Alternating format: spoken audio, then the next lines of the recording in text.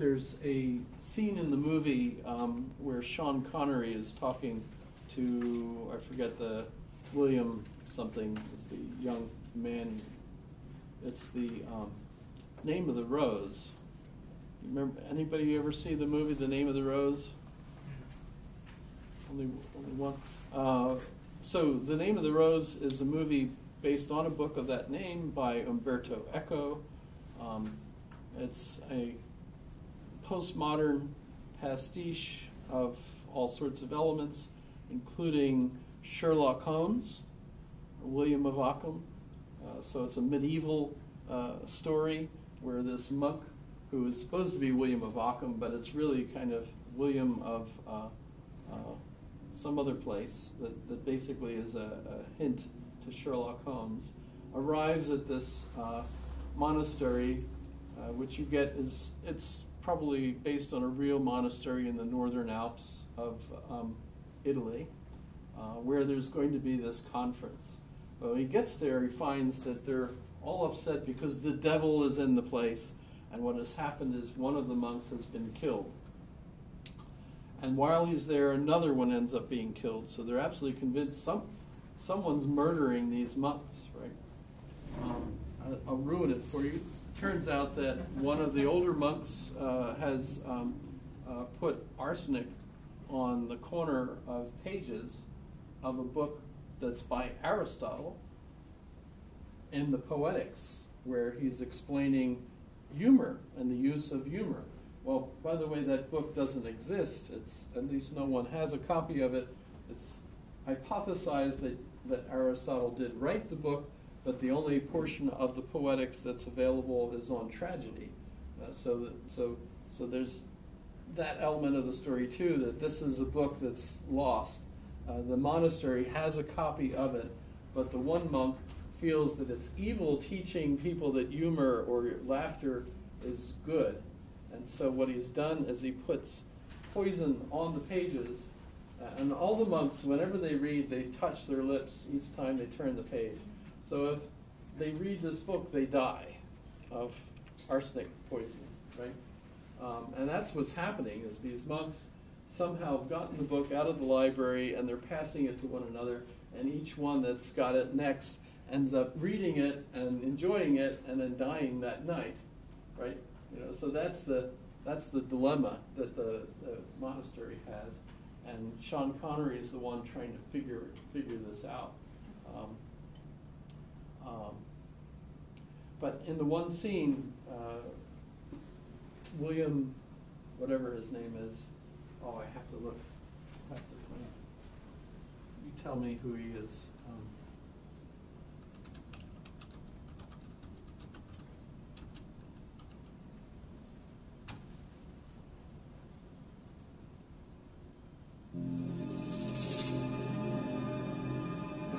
Within these walls, men come to seek God. He has come to seek a killer.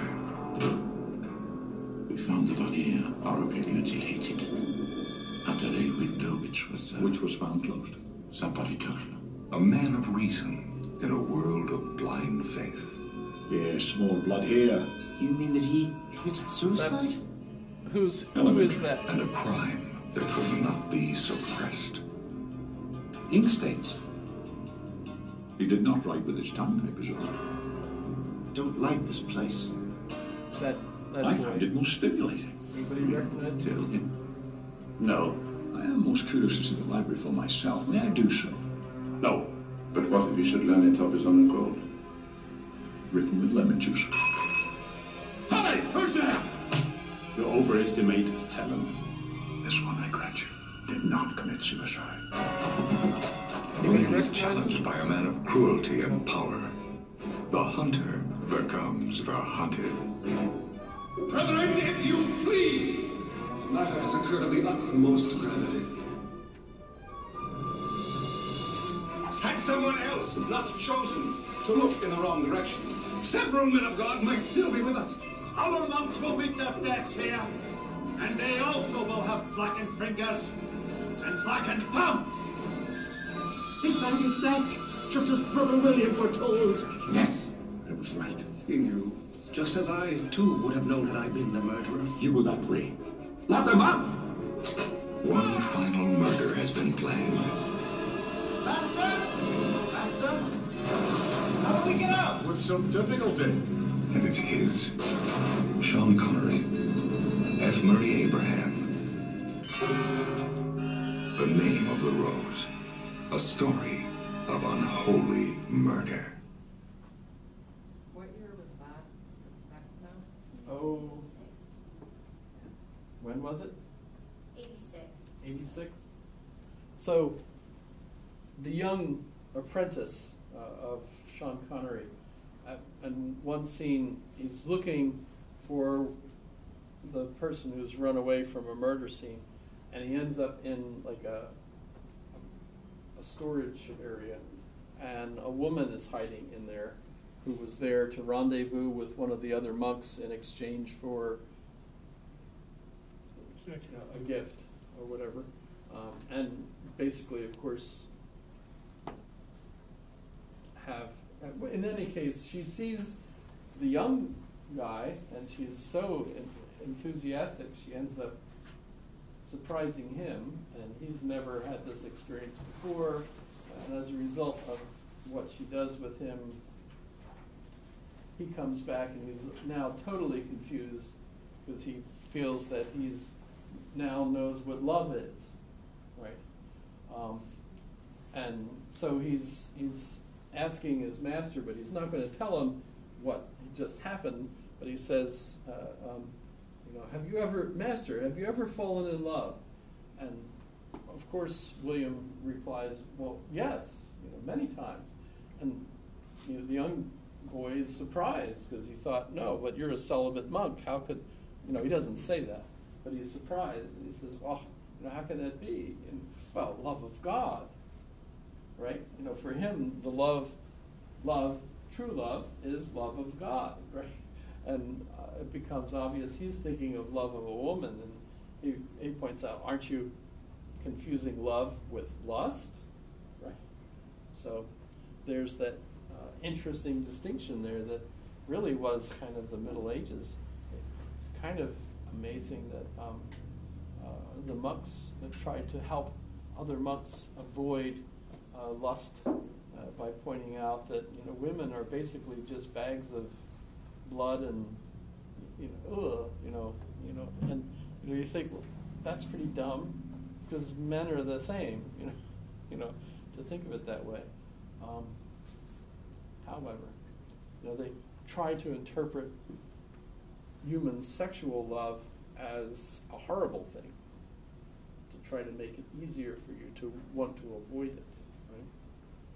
Whereas love, in that sense, was love for the idea of God as opposed to a physical sense of love. Another thing that C.S. Lewis talks about is romantic love, and talks about the beginnings of that. Because I think in our society we think of love as kind of a universal thing, and right, we think that men and women ought to pick their spouse based on their love for one another, their mutual attraction, and so on. I think it's a horrible idea that it used to be society would tell people who to marry. And a lot of societies today, it's still that way, that the father of the daughter will make arrangements and pick the husband, maybe even before she's, while she's still a child, maybe, right? Picks a husband for them. They end up meeting one another on their wedding day, And of course, the mother said, "Don't worry, you'll fall in love, over the years." And of course, it doesn't happen for a lot. I remember this absolutely great song.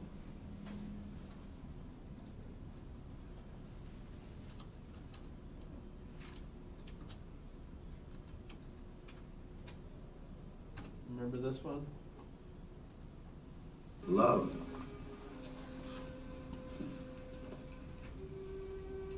Golden, do you love me? Do I what? Do you love me? Remember this? You seen this? Do I love you? Well, our daughter's getting married and there's trouble in the town. You're upset, you're worn out. Go inside, go lie down. Maybe it's indigestion. No, Goldie, I'm asking you a question. Do you love me? You're a fool. I know. But do you love me? Do I love you? Well, for 25 years I've washed your clothes, cooked your meals, cleaned your house, given you children, milked your cow. After 25 years, why talk about love right now? Golden, the first time I met you was on our wedding day. I was scared. I was shy. I was nervous. So was I. But my father and my mother said we'd learn to love each other. And now I'm asking, Golden, do you love me? I'm your wife. I know. But do you love me?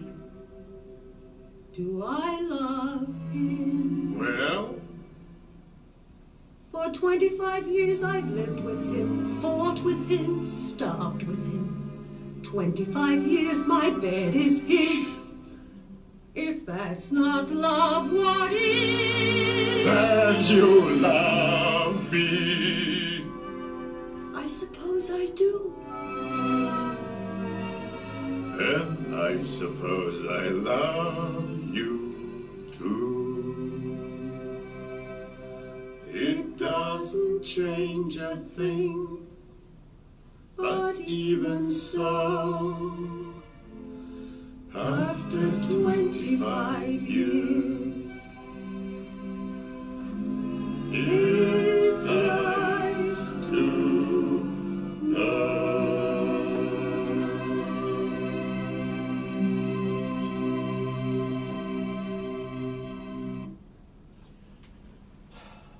So they didn't get married because they were romantically in love with one another. It was an arranged marriage by their parents, by the Yentl or whoever that arranges the marriages in the town, etc. Of course, that's still the case in a lot of countries as far as I know, right? Yeah. Whereas, of course, in our country, I grew up thinking that you find someone that you like, that you get to become friends, philia maybe, with them, and eventually that it becomes an erotic love, and if that's the case, then you marry, and then you find out. Right?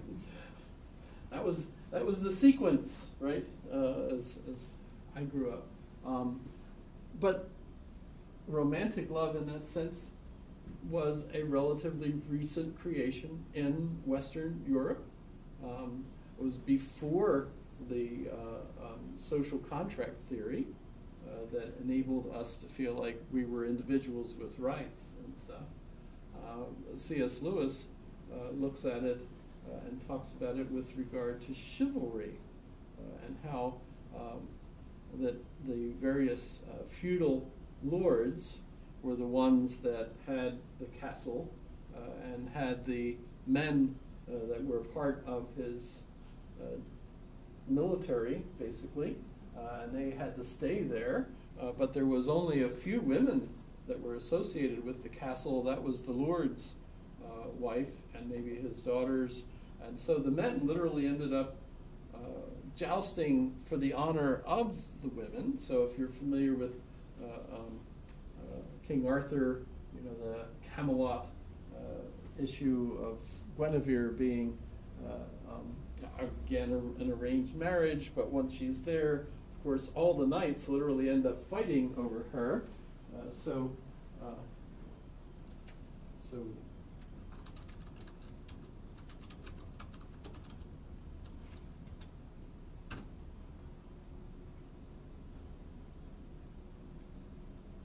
is that her? This is.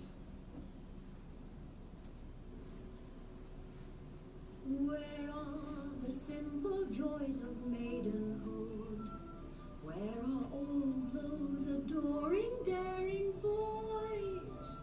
Where's the knight pining so for me? He leaps to death in woe for me. Oh, where are a maiden's simple joys? This is hilarious, right? Shan't I have the normal life a maiden should? Shall I never be rescued in the wood? Shall two knights never tilt for me and let their blood be spilt for me? Oh, where are the simple joys of maiden? You all seen this, or is this news? Shall I never be disputed for, or on any minstrel's lips?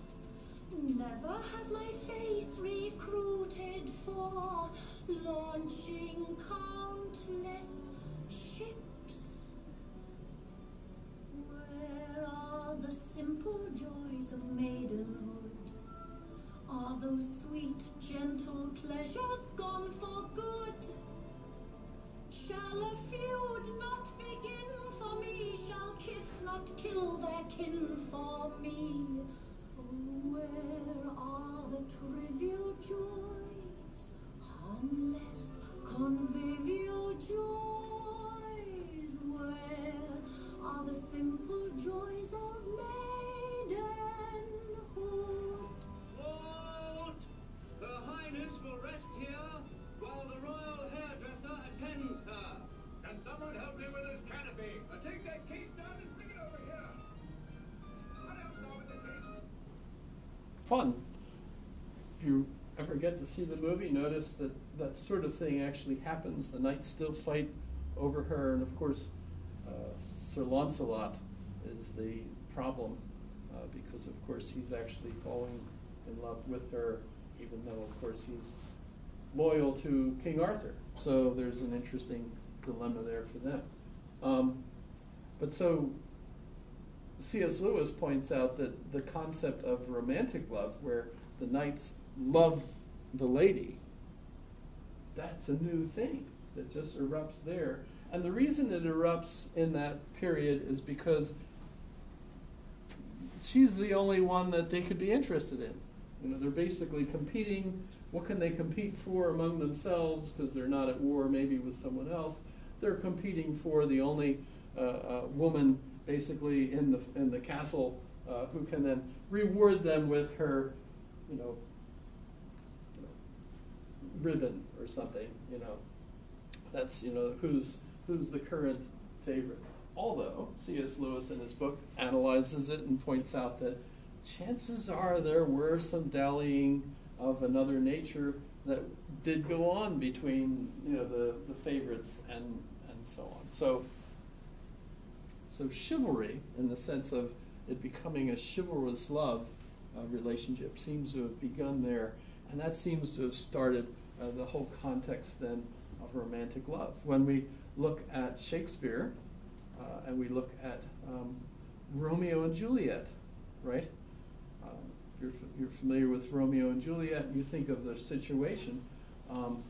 These are two young people that fall in love with one another, and it's totally forbidden.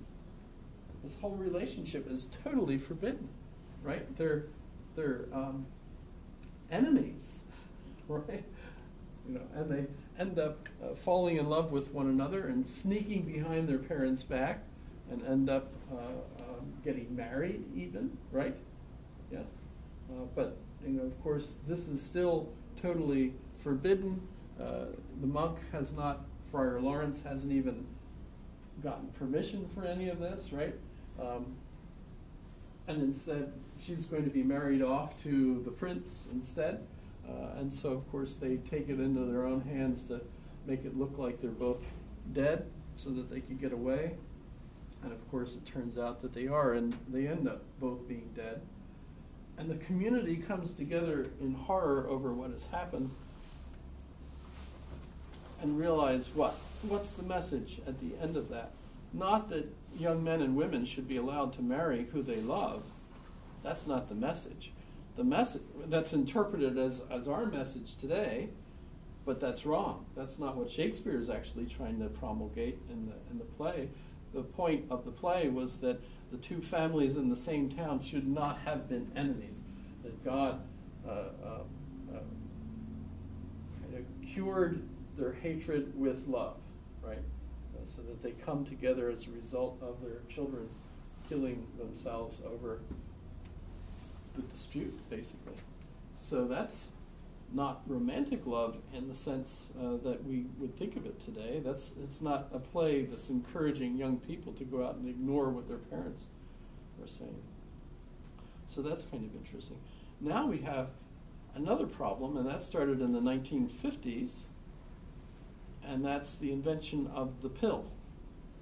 Anyone ever, do you know what I mean when I say the pill, or has it changed? So, yes? You still?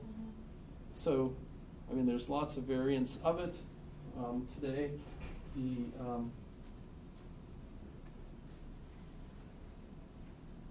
What's the one? Premarin, right?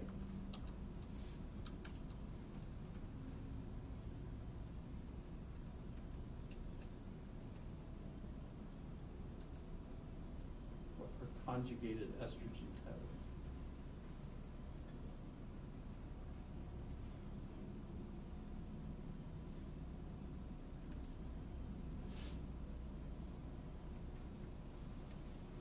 So the name Premarin comes from pregnant mare urine, right?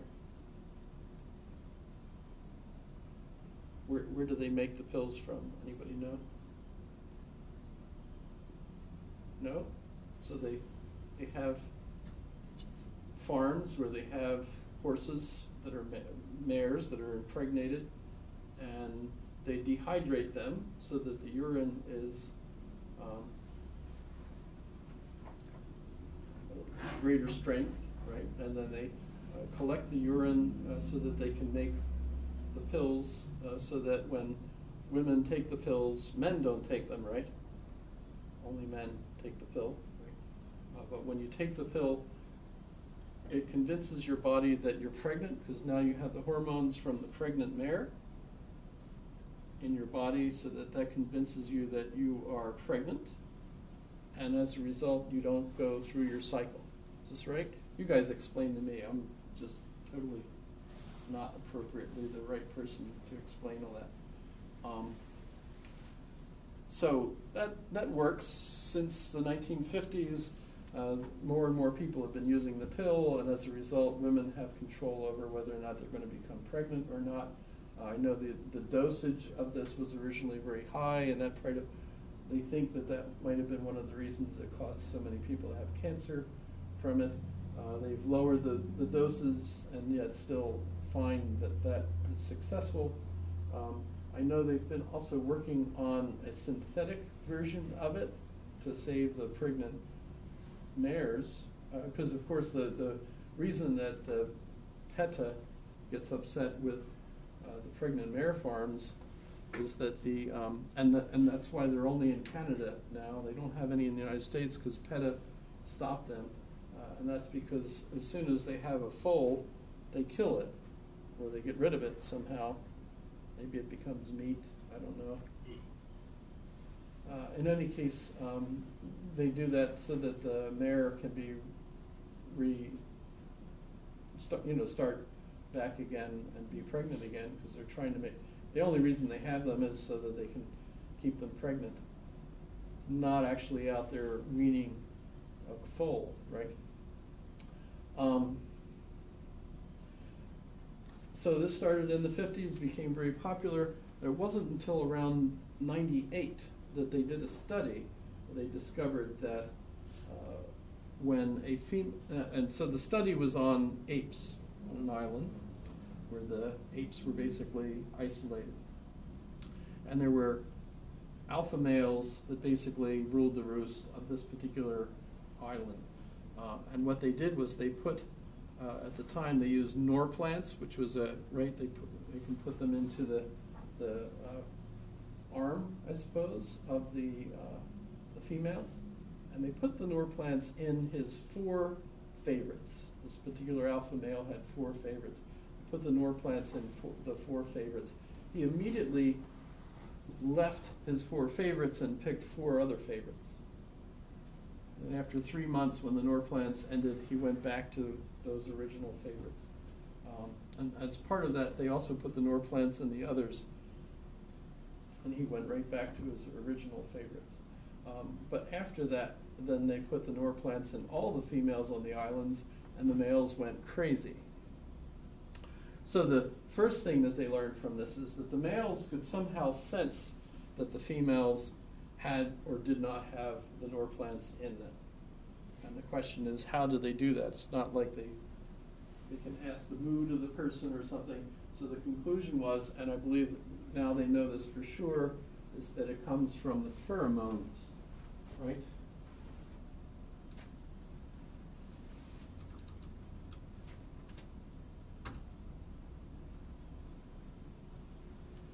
And both males and females have pheromones and smell them, and all animals, as far as I know. I know initially when this started coming out years ago in the 90s, there were a lot of people that argued that, well, this affects animals like your dog. So like when the female goes into heat, all the dogs, male dogs in the neighborhood know. Right? And how is this possible? Well, it's in the air, right? So they literally smell that the female is in heat, right? But no one wanted to believe that, oh, that's a human issue too, right? Well, now I don't think anyone argues that it's not a human issue anymore. It's like admitted that, yes, that the same characteristics of other animals are similar to, of course, human beings. So pheromones are how we kind of subliminally communicate our readiness to mate with others. And it's different between males and females. So females spread their pheromones in the air, whereas males, the pheromones can only be picked up by contact, physical contact. Is this all news, or are you guys familiar with all this stuff? See where this is going? So it turns out that arguably, women that are on the pill, and it ties into the decrease in marriages. So since the 50s, as the pills have been increasingly used, marriages have been on the decline. It's almost like a kind of an opposite wave or bell curve kind of thing. Recently, by the way, the argument is that we don't have as many divorces because hardly anybody is getting married anymore. It's kind of the other flip side of this. So the basic argument is that males can smell, so it's not like they know what they're smelling, but they can subliminally smell the readiness of their wives to mate, and that's the physical attraction. That's the romantic love there. It's subliminal. It's scary stuff, right? So that the reason you fall in love with a person is not just because they're brilliant, they're attractive. It's also because there's biochemistry involved in this, right?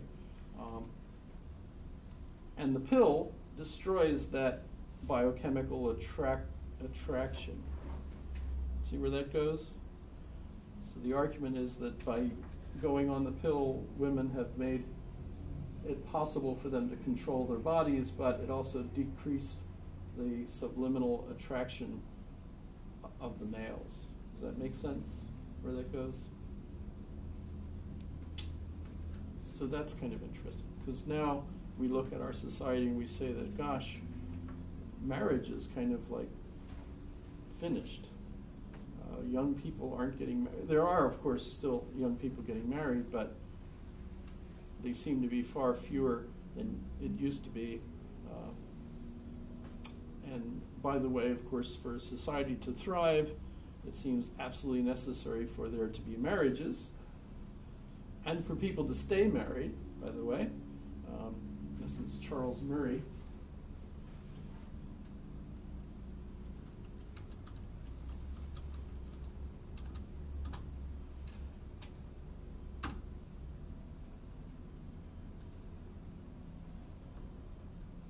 By the way, the book is focused on the state of white America because he got in so much trouble when he wrote about all of America. A lot of people thought he was a racist. He's the one that gave a speech in, or he was supposed to give a speech at Middlebury in Vermont march 2 years ago, and the students, the Antifa, had a riot and wouldn't let him speak and tried to actually hurt him, but he did get away. But the one other professor was injured. I don't know if you're familiar with that. But so when he wrote this book, he just focused on white communities as opposed to everybody.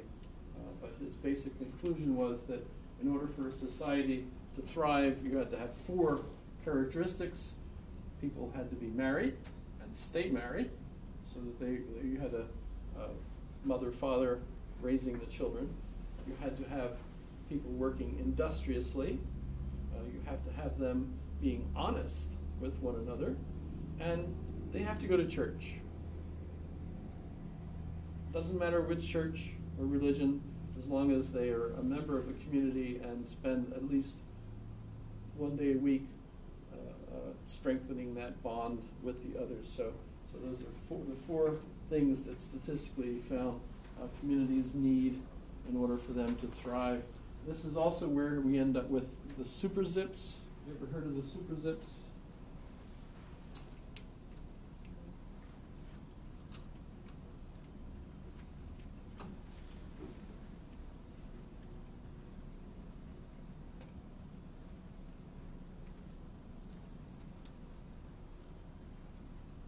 Charles Murray is I guess a sociological anthropologist or something of that sort.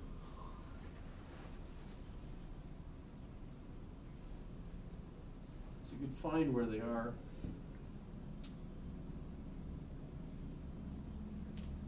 They're very specific neighborhoods that are super zips. They're the thriving neighborhoods. And by the way, there are none in Alaska. We didn't.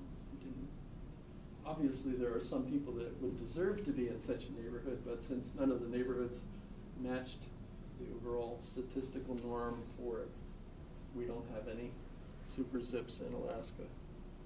None of us are wealthy enough either. That's part of the problem. So the families that are members of the super zips are millionaires, etc. Because their families are stable, they meet all the criteria. So modern love has drastically changed because of our biochemistry. Modern science has literally given us control over our bodies, although we're not apparently aware of all of the effects of those modern technologies on our social stability and the impact it has on our relationships.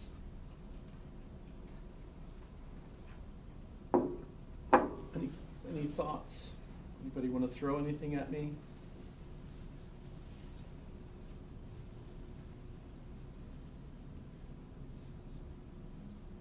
No? I should have asked a quiz question, and I didn't. So we could ask a quiz question here. Do you think this is... so what am I going to ask? Has the pill been one of the factors that have decreased the stability of marriage in the U.S.? What do you think? Good question.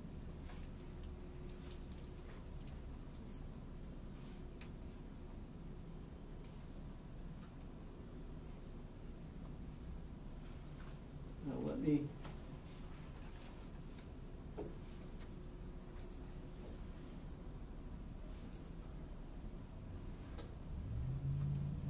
move on to the Republic. I don't know if I'm still. Okay. So again, the name Republic comes from the Latin res publica, which is public thing. The Greek would have been politeia. And in this dialogue, which is, I think, next to the laws, the largest of the dialogues, I'm not sure, we have the main topic of justice. There are some translators that argue dikasone, or whatever the word is in Greek, should actually be interpreted as morality instead. But justice seems to be the main theme that most of the translators interpret it as, the main concept. And if you think, okay, so Plato has been apparently the author that has given us a prose instead of poems, and in the prose we end up transforming the Greek language and focusing on ideas, concepts that now become abstract ideas. And in all the dialogues, what they're all trying to do is figure out what these abstract concepts are, as if there's some specific thing. They might have been confused in a way because, well, they're just now inventing this concept as an abstract concept. And it's moving away from a physical individual as an exemplar to, instead, the idea, as we think of the idea as an abstract thing. So what's the definition of the idea? Because we're trying to figure out what it is. What is this love? What is friendship? What is justice? What is courage, right? So he's given us more and more abstract concepts, and now also tries to interrelate them. So that the definitions basically become this interrelationship between these abstract ideas in the first place, right? And remember, he's also constructing the ideal. So these ideas are somehow in the very organization of the universe, and our minds are aware of them because somehow our souls are intuitively connected to these ideas. This is made of the same stuff. There's no stuff. It's the abstract spirituality, if you will, of the soul is the same as the ideas. They're not physically present. So I see tables and think of them as objects that I can use my language to represent, right? Why? Well, for Plato, it's because my soul knows what tableness is. Sounds weird, I know, but since I know what tableness is, and I see an exemplar of it, even though it's not perfect, no single table is a perfect example, perfection of tableness. They all participate in tableness to some extent. And by the way, they're not perfect tables for other reasons. They were made, which means they weren't always tables. And someday, if somebody sits on it, will destroy it. So it won't always be a table. But tableness exists perfectly forever. A triangle is the same sort of thing. So I can draw a triangle, of course, put one up here on the board just for fun, right? Everybody knows what a terrible triangle, obviously. And in fact, there's different kinds of triangles, right? That was supposed to be a right triangle. Or an acute triangle, which is a really cute looking triangle. Yeah. But this is a circle. This isn't a triangle, right? So, and you know the difference, right? I could have lots of different triangles. That's terrible. None of my triangles are coming out very good at all. But these aren't real triangles. These are fake. They're imitation. Because real triangles are made of points, which have no shape, and a line, which has no depth, and 3 lines to form a shape that has 3 angles, right? And that's what a triangle is. So, of course, anything that we think of as a physical triangle isn't really triangle. or triangularity. Triangularity is the eternal, unchanging idea of triangularity over all the different kinds of triangles you could have, right? So you can't even imagine like perfect triangularity because all of the variants are triangles, right? So it's not like one particular ideal could be like the perfect triangle, because there can be so many, right? And math, by the way, is especially associated with Platonic idealism because it's such an abstract language and it really fits the theory pretty well. We might think, wow, this is all nonsense today because actually Aristotle is a more common sense interpretation of how our knowledge works in this regard. We think of triangles as our having learned from school that this shape is a triangle, this shape is a triangle. You know, any shape that has three angles is a triangle. You know, I can have a right angle, I have a acute angle, you know, etc. Right? And so we think of it in terms of what words do we apply to what objects, and we have a census or a consensus rather of which words are correct. You know, so if I said, oh, this triangle here is ugly, and you would say, no, that's a square. That's not a triangle. Oh, okay. And you're right, right? So somehow, even though all of these are imaginary, abstract concepts, we know how to use them appropriately because of the way we've learned our language. Right? Well, for Plato, the ideal is actually in existence in the universe and is what structures it. And all the physical things that we're talking about are constantly undergoing change and are corrupting. None of them are the true thing. So you'll never have the ideal love. It's always out of reach. You'll never have the ideal triangle. It's always out of reach. You'll never have the ideal car. You know, it's whatever you want to say. You know, I'm sure Plato never thought of the ideal TV. Would it be HD TV, flat screen, you know, or curved? You know, they didn't have TVs.